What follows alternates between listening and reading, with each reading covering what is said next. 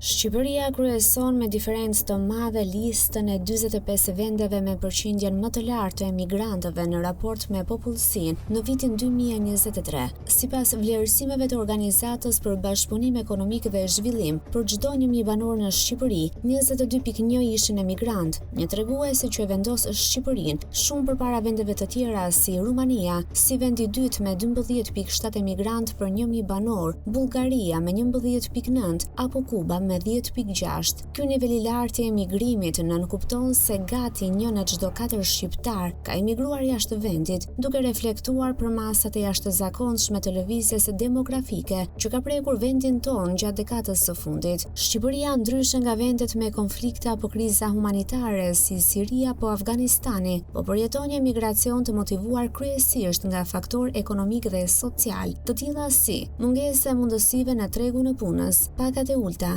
rritja e kostove të jetesës dhe perceptimi një të ardhmeje më të mirë jashtë vendit.